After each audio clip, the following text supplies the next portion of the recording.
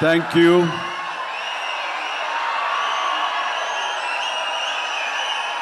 దూర ప్రాంతాల నుంచి, ఇక్కడ ఈ సిటీ నుంచి, చుట్టుపక్కల నుంచి, 2 రాష్ట్రాల్లోనే కాకుండా ఇతర రాష్ట్రాల నుంచి కూడా వచ్చేటువంటి ప్రతి ఒక్కరికి, మా మెగా ఫ్యాన్స్ అందరికీ హృదయపూర్వక నమస్కారం.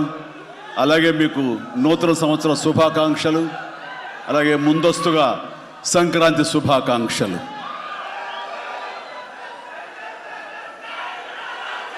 ఇక్కడ నా మిత్రుడు, సోదర సమానుడు, అత్యంత ఆప్తుడు వెంకీ, ఆయనతో చేయటం అన్నది నాకు చాలా ఎగ్జైటింగ్ ఉంది. దాని గురించి తర్వాత మాట్లాడతాను. ముందుగా ఏంది వెంకీ సంగతి అంటే అదిరిపోద్ది సంక్రాంతి అని, ఏంది బాసు సంగతి అంటే మనదే కదా సంక్రాంతి అని, ఇరగదిద్దాం సంక్రాంతి అని అంటాం.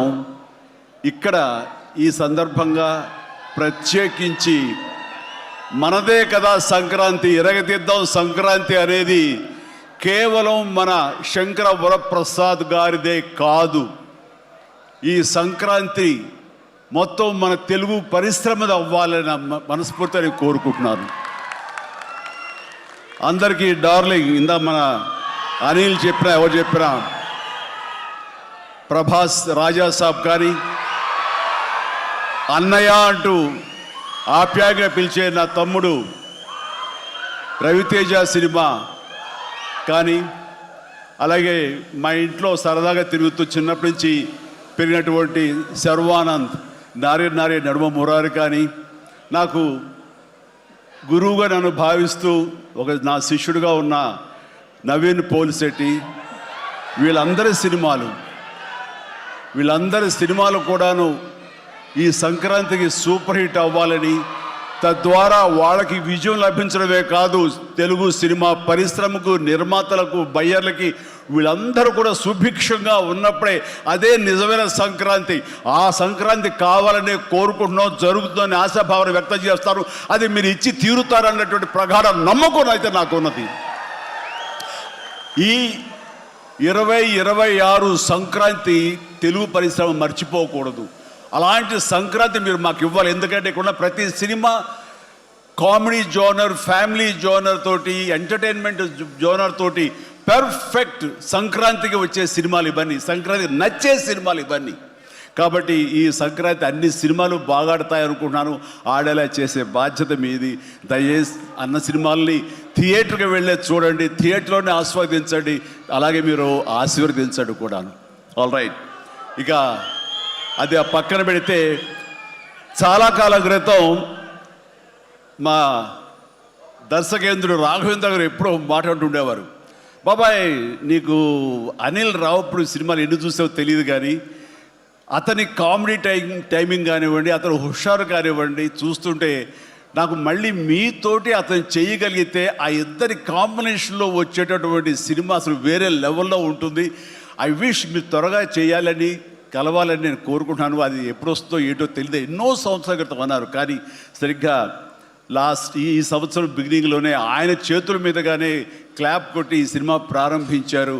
అది ఆయన మనసులో మాట, ఇది పెద్ద సూపర్ హిట్ అవ్వాలి అని చెప్పేసి. ఎందుకంటే ఆయన కామెడీ లైక్ చేస్తారు. ఆయన సినిమాల్లో ఘరానా మొగుడు ఎంత విజయం సాధించిందో అలాంటి విజయం సాధించాలి ఈ సినిమా అంటూ ఆయన ఎన్నోసార్లు నాతో చెప్పుకుంటూ వచ్చారు.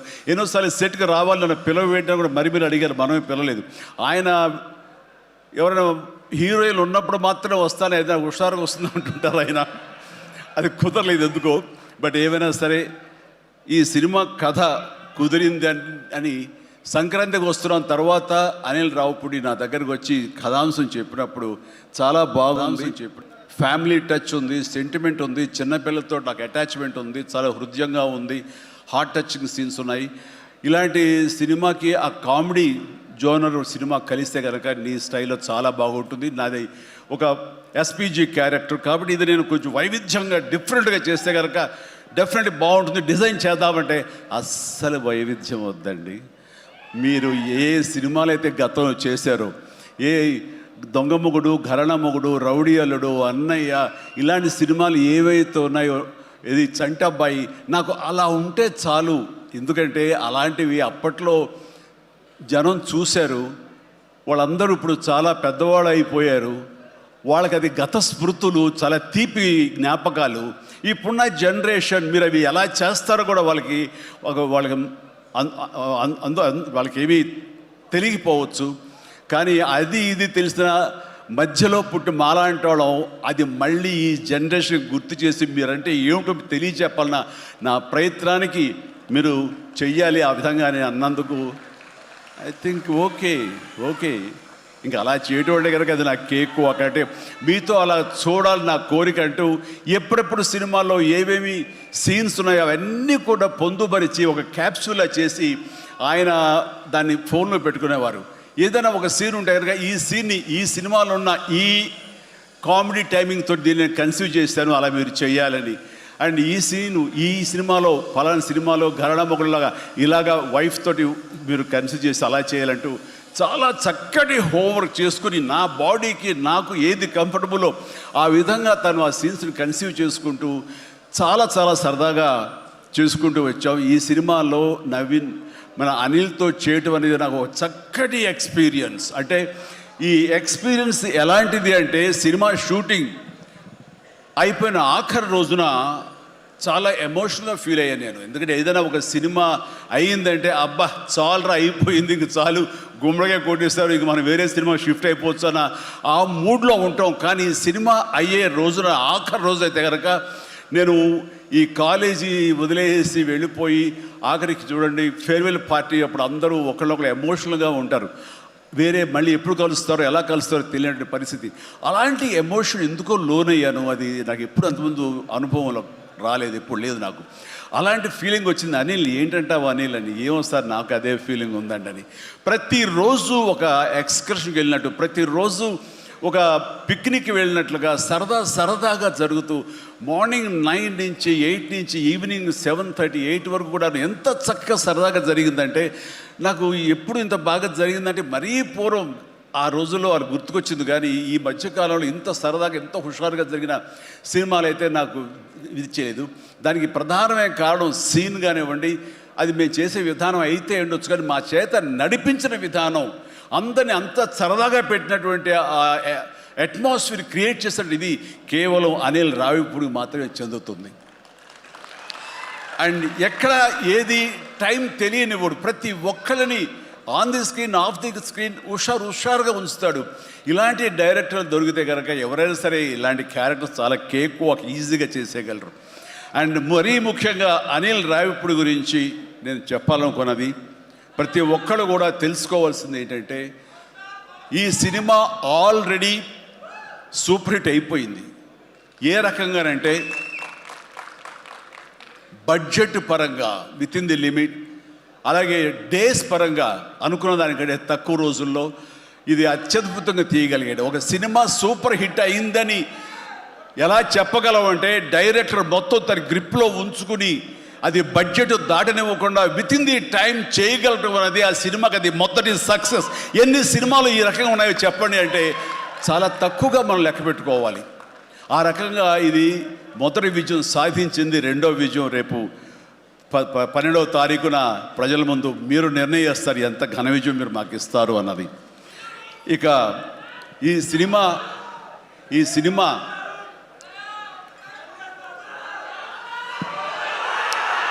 ఓకే, ఇక ఈ సినిమాలో నేను నెక్స్ట్ చెప్పుకోదగిన వ్యక్తి వెంకటేష్, నా బ్రదర్.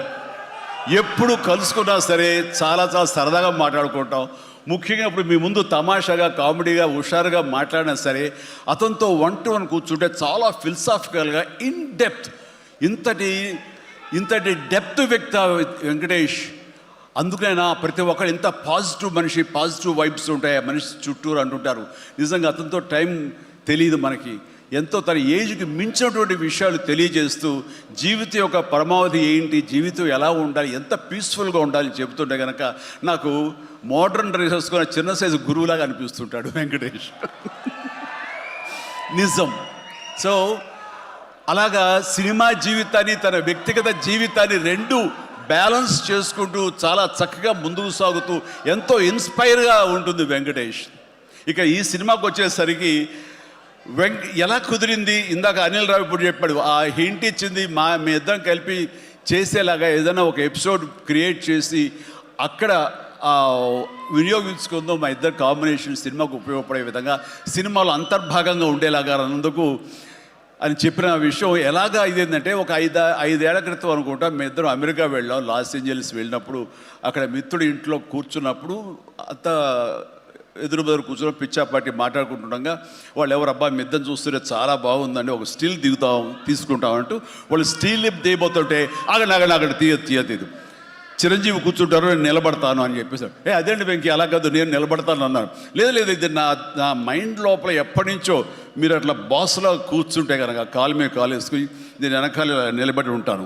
ఇది ఒక మంచి స్టోరీకి స్టిల్ లీడ్ అవ్వాలి అంటే మన హాలీవుడ్ గాడ్ ఫాదర్ చూసారా, మెర్లిన్ బ్రాండో అండ్ ఆల్ పచినో అలాంటి క్యారెక్టరైజేషన్స్.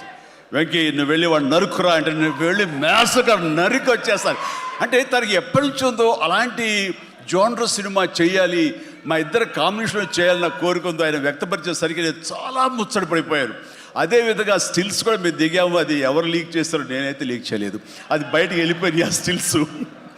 అండ్ అలాగా అది నా మైండ్లో పడేసరికి అప్పటి నుంచి ఈ అవకాశం ఈ సినిమాలో వస్తుంది. ఆల్రెడీ వెంకీతోటి తన మంచి సినిమా ఇచ్చాడు అనిల్ రావుపూడి, తను మాత్రమే ఇద్దరిని జస్టిఫై చేయగలడు, ఇద్దరికి న్యాయం చేయగలడు అనే ఉద్దేశంతో నేను తనకి హింట్ ఇచ్చినందుకు దాన్ని అత్యద్భుతంగా డిజైన్ చేశాడు. ఎలాగంటే ఇద్దరు మామ దీంట్లో చెప్పలేవే లీక్ చేస్తాను భయంగా ఉంది, ఎందుకంటే ఇలా వదిలేస్తే మొత్తం స్టోరీ అంతా డైలాగ్ చెప్తాను నేను, అది బాగుండదు, మీకు అక్కడ థియేటర్లో చూసి ఎంజాయ్ చేయండి, అంత బాగుంది. అయితే వెంకితోటి నేను సినిమా షూటింగ్ చేస్తాను లేదు, ప్రతిరోజు ఇద్దరు పిచ్చిగా చేస్తావు, ఎంత ఎంజాయ్ చేసావంటే మీకు వీళ్ళు సినిమా యాక్టింగ్ చేసేట్టుండదు, ఇద్దరు కలిపి అల్లరి కుర్రవాళ్ళలాగా ఆ సెట్లో చేసావు, అదే క్యాప్చర్ చేశాడు, అది బాగా పండుతుంది. రేపు మీరు కూడా థియేటర్స్లో దాన్ని మీరు ఆస్వాదిస్తారు, డెఫినెట్గా ఎంజాయ్ చేస్తారు. అండ్ డెఫినెట్లీ లాస్ట్ ఫేజ్ వచ్చేసరికి సినిమా ఎక్కడికో లేచిపోతుందంటలో ఎలాంటి సందేహం లేదు. అండ్ ఆ రకంగా ఈ సినిమాకి తన వంతు పార్ట్గా, తన వంతు బాధ్యతగా తను ఒప్పుకున్నందుకు, మేము అడిగినందుకు తను ఒప్పుకున్నందుకు, ఈ సినిమాకి పూర్తి స్థాయి న్యాయం చేసి ఈ సినిమా మరో లెవెల్కి చేరుకోవడానికి దోహదపడిన వెంకటేష్కి మనస్ఫూర్తిగా సభాముఖంగా నా ధన్యవాదాలు చెప్తాను. ఏంది వెంకీ అంత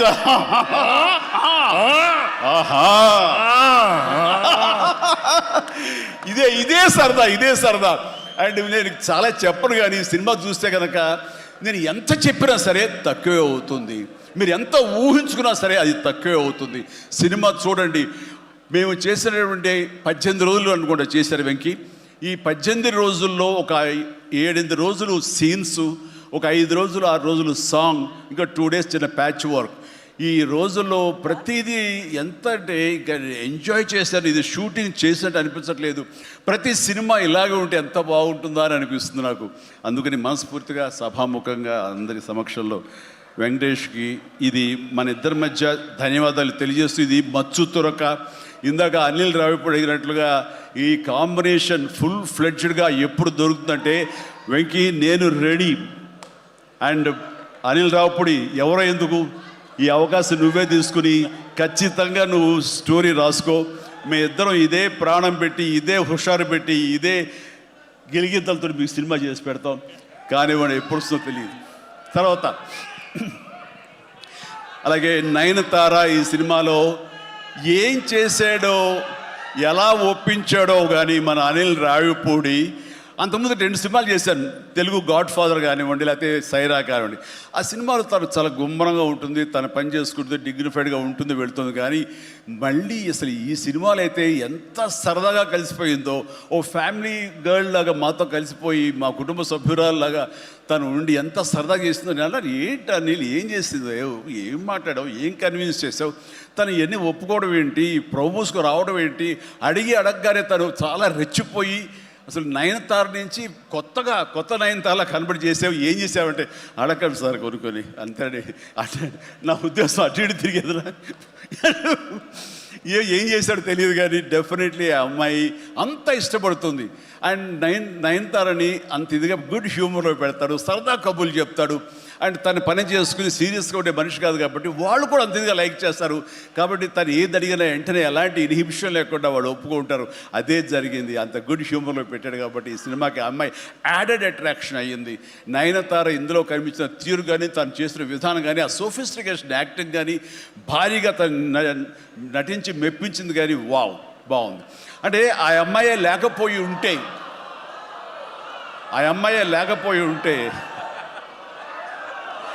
వావ్,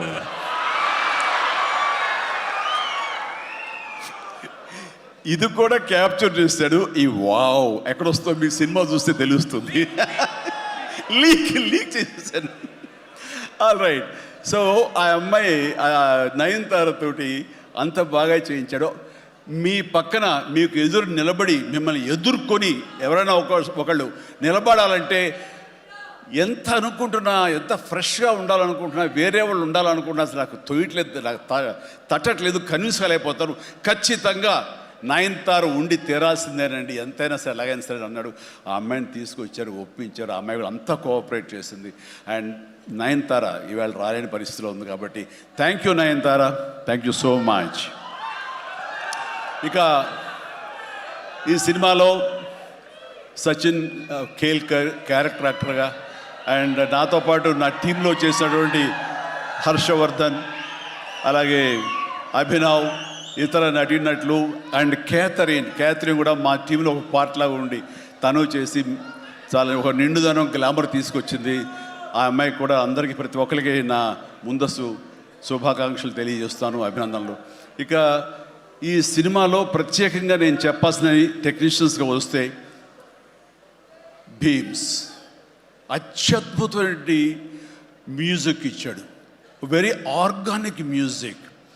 కేవలం డ్రమ్స్ తోటో కీబోర్డులతోటో వాటితోటో దడదడలాడించకుండా చాలా శ్రావ్యంగా లిరిక్స్ మాత్రం వినిపించేలాగా ఒకనాటి విజయ సంస్థ వారి సినిమాలు ఉండేవి. అంతా హాయిగా హృద్యంగా ఒక గోదావరి పడవ ప్రయాణంలాగా ఉండేలాగా ఇచ్చాడు.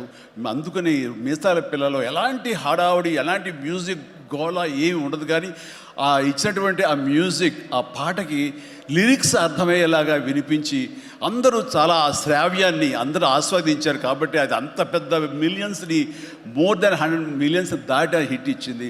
అలాగే తర్వాత వచ్చిన సాంగ్ కానీ, ఇలా సాంగ్స్లో లిరిక్స్కి ఇచ్చే ఇంపార్టెన్స్ కానీ, ఆ ట్యూన్స్ కానివ్వండి అన్నీ ఇస్తూ ఇంతవరకు నేను ఎప్పుడు చెయ్యనిది, ఇంతవరకు ఆ స్టైల్కి నేను పోనిది ఏదైనా ఉందంటే కానీ ర్యాప్ సాంగ్, ఇందాక చూసిన సాంగ్ హుక్ స్టెప్ దాన్ని కంపోజ్ చేసినప్పుడు నాకు అనిపించింది ఇది కొత్తగా అనిపించింది, చాలా బాగుందని. అండ్ ఇప్పుడున్నటువంటి ఈ థియేటర్ పల్స్ చూస్తుంటే ఈ సినిమా ఆ సాంగ్ మాత్రం ఐ థింక్ టోటల్గా హైలైట్ అయిపోతే రేపు థియేటర్లో అనుకుంటున్నాను. అది వెరీ గుడ్. ఎందుకంటే ఆ సాంగ్ విన్న తర్వాత ఆ సాంగ్ వింటుండగా ఎదురుగా ఉన్న వెంకటేష్ ఆపుకోలేక డ్యాన్స్ చేశారంటే అదే చాలు. ఇక ప్రతి ఒక్కడు అదే స్ఫూర్తితోటి ప్రతి ఈ సినిమాని, ఈ సాంగ్ని ఆస్వాదిస్తారు. అలాగా సాంగ్స్గా అన్నీ అత్యద్భుతంగా ఇచ్చినటువంటి మన భీమ్స్కి ప్రత్యేకించి, ఆ తర్వాత ప్రతి ఒక్కరు చిరంజీవిని ఇంత గ్లామర్గా ఉన్నాడు, చిరంజీవిని ఇంత ట్రిమ్గా ఉన్నాడు, ఇంత ఇదిగా ఉన్నాడు, ఎలా తగ్గాడు. నా వ్యక్తిగతంగా నేను చేసిన ప్రయత్నాలు పక్కన పెడితే తెర మీద అంత బాగా కనపడడానికి ప్రత్యేకించి మా డిఓపి, మా కెమెరామెన్ మన సమీర్ రెడ్డి చాలా చాలా బాగా చేశాడు. అండ్ సమీర్ రెడ్డితో వచ్చిన ఒక్క చిన్న గొడవ ఏంటంటేనండి, ఒక నిమిషం గ్యాప్ ఇవ్వడు, కూర్చుని కాఫీ తాగుతాం కదా అని ఇచ్చేలోగా మళ్ళీ షార్ట్ రెడీ అంటాడు. ఇక అతనితోటి బహుశా అలా గనక అందరూ ఉండగలిగితే సినిమాలు 100 రోజులు దాటకుండానే ఫినిష్ చేయొచ్చు. అంతటి ఫాస్టెస్ట్ కెమెరామెన్ మా శరత్. అతను ఉన్నాడు కాబట్టి ఈ సినిమా 80-85 రోజుల్లో ఫినిష్ అయ్యింది. కాబట్టి ఆ credit goes to Sameer Reddy. ఇంత ఫాస్ట్గా అయినందుకు, విత్ ఇన్ ద బడ్జెట్ అయినందుకు, ఖర్చు కూడా చాలా తక్కువ. ఇలాంటి కెమెరామెన్ను మిగతా అందరూ ఉండగలిగితే కనుక చాలామంది ప్రొడ్యూసర్స్కి ఖర్చు తగ్గుతుంది. అండ్ అట్లాగే ఇక సమీర్, థ్యాంక్ యూ సమీర్. అందరూ బయట పొగుడుతుంటే కనుక నేను మనసులో నిన్ను పొగుడుకున్నాను. కాబట్టి థ్యాంక్ యూ సో మచ్ ఇంత గ్లామర్గా చూపించినందుకు. ఇక ప్రకాష్, మా ప్రొడక్షన్ డిజైనర్ ప్రకాష్ చాలా చక్కగా చూపించాడు. అండ్ తమ్మిరాజు గారు, అలాగే వీళ్ళన్నీ ఒక పక్కన ఉంటే కనుక అహర్నిశలు అంటే డే 1 నుంచి ఈవెల్ట్ వరకు కూడాను మన అనిల్ రావుపూడి స్టోరీ టీమ్, సాయి, నారాయణ, ఇంకా రాజేష్, ఇలాగ వీళ్ళందరూ ఉన్నారు. వాళ్ళ పేరు పేరున నేను వాళ్ళు పడ్డ కష్టాన్ని కానీ, వాళ్ళు తీసుకున్న శ్రద్ధాశక్తులు కానీ హృదయపూర్వక నాకు సంతోషాన్ని, అభినందనని, ధన్యవాదాలను తెలియజేస్తాను. వాళ్ళు అంత ఇదిగా ఉన్నారు. ఇక్కడ అనిల్ రావుపూడి గురించి ఇంకొక విషయం నేను చెప్పాలండి. ఏంటంటే అందరం సినిమా తీస్తూ ప్రేమించాలి. సినిమాని ప్రేమిస్తేనే మన యొక్క ఎఫర్ట్స్ తోటే సినిమాని ఆద్యంతం చాలా అద్భుతంగా తీయగలం మనం. అయితే సినిమా తీస్తున్నంతసేపు ఎంత ప్రేమిస్తాడో, ఎంత ఇష్టపడతాడో, ఎంత ఎంజాయ్ చేస్తాడో, అంత బాగా మన నుంచి యాక్టింగ్ రాబడతాడో, అంతకంత సినిమా పూర్తయిన తర్వాత కేవలం దానికి బాగుందా లేదా అని మళ్ళీ ఒకసారి తానుగా సమీక్షించుకున్నప్పుడు ప్రతిపక్ష నేత అయిపోతాడు. ఎదురెళ్ళిపోయి ఈ సినిమా ఎందుకు చూడాలి, ఈ సీన్ ఎందుకు వాళ్ళు ఎంజాయ్ చేయాలి, ఈ సీన్ ఎందుకు ఇంత లెంగ్త్ అవసరమా అనే దాని మీద దాన్ని ఏమాత్రం ప్రేమించకుండా చాలా కఠినంగా ఎక్కడ లెంగ్త్లు ఎక్కువైనా సరే అన్నీ కూడా తీసేసి దాన్ని క్రిస్ప్ చేయడానికి కానీ, ఆ సినిమా ఎంతవరకు అలరిస్తుందో అలరించేందుకు కానీ అన్ని రకాల ప్రయత్నాలు చేస్తాను. నాకు నచ్చింది అది. ఎందుకంటే నిన్న మొన్న వచ్చి ఒక మెయిన్ ఎపిసోడ్ ఏదో లేపేసావు, లేదు లేపేసావని అడిగాను. లేదు, అది కథకి అడ్డొస్తుంది, స్టోరీ నెరేషన్కి అది అడ్డుపడుతుంది కాబట్టి తీసేసారన్నాడు.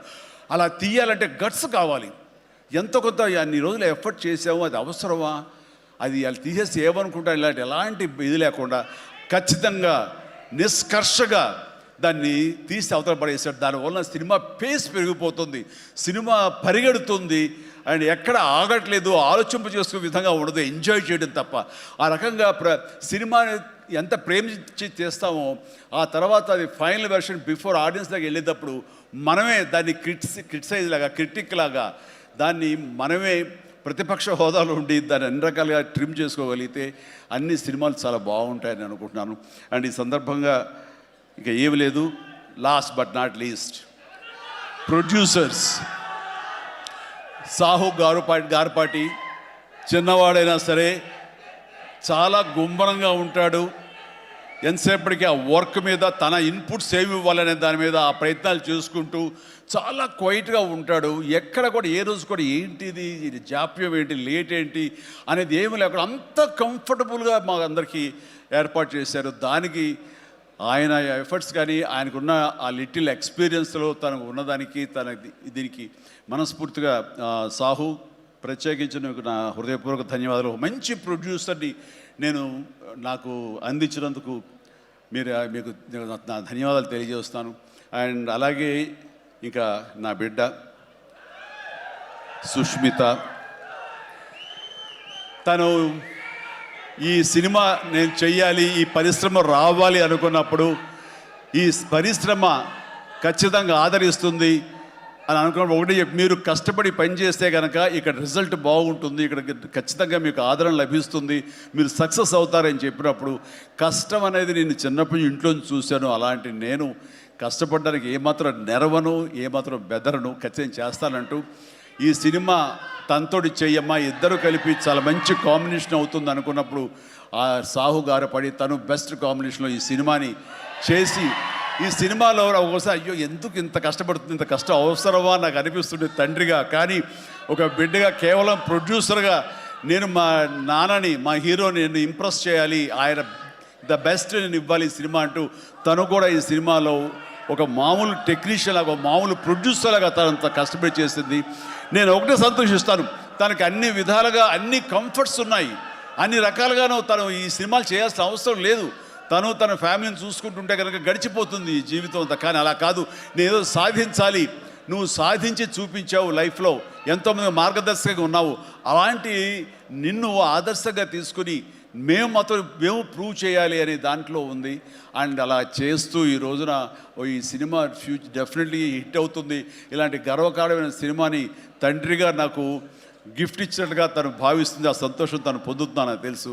అండ్ అలాగే కాకుండా ఈ రోజున ఈ పరిశ్రమలో నాకు చేదోడు వాదోడుగా ఉంటూ, నాకు భుజం కాస్తూ, అన్ని రకాలుగా నాకు అండదండలు అందిస్తూ, నాకు మరో బిడ్డ ఈ అనిపిస్తూ, అండ్ ఇంటికి పెద్దదైనందుకు ఆ పెద్దరికాన్ని తను సొంతం చేసుకుంటూ నాకు అన్ని విధాలుగా చేదోడు వాదోడుగా ఉంది. అది థ్యాంక్ యూ పాప. అందరి ముందు ఇటుపక్కన అమ్మ ఇటుపక్కన ఉంది. ఇది రామ్ చరణ్తో పాటు నాకు మరొక బిడ్డ. అలాగే మా చిన్న పాప కూడా అక్కడ టీవీ చూస్తుంటేమో. థ్యాంక్ యూ నాన్న. ప్లీజ్ ఇదే రకంగా ఉండండి, ఇదే కష్టాన్ని నమ్ముకోండి. ఖచ్చితంగా భగవంతుడు మీకు ఆశీస్సులు అందజేసి ఇలాంటి విజన్ ఇస్తాడు. అండ్ మేము ఎంత ఇచ్చామన్నది కాదు పాప, మీరు ఎంత సాధించుకున్నారు అనేది నాకు మరింత గర్వంగా అనిపిస్తుంది. నువ్వు ఆ దిశగా వెళ్తావు. All the very best. ఆ తర్వాత ఇక్కడ చాలా దూరం వచ్చారు, మీరు అందరూ కూడా చాలా జాగ్రత్తగా వెళ్ళండి. మీ తల్లిదండ్రులు అందరూ కూడాను మిమ్మల్ని చూసి ఆనందపడాలి. మీ యొక్క సుదీర్ఘమైన జీవితాన్ని చూసి వాళ్ళు ముచ్చటపడాలి. అండ్ ప్రతి వాళ్ళు ఏదైనా సాధించాలనే ఒక దీంతో ఉండాలి. కాబట్టి నాకు తెలుసు నా అభిమానులు ఎప్పుడు కూడా నన్ను ఇన్స్పిరేషన్గా తీసుకుని మీరు అభివృద్ధిలోకి వస్తారని తెలుసు. And thank you. ఇదే అభిమానం, ప్రేమ మీరు నా మీద ఎప్పుడు చూపించాలి. Thank you so much. I love you all.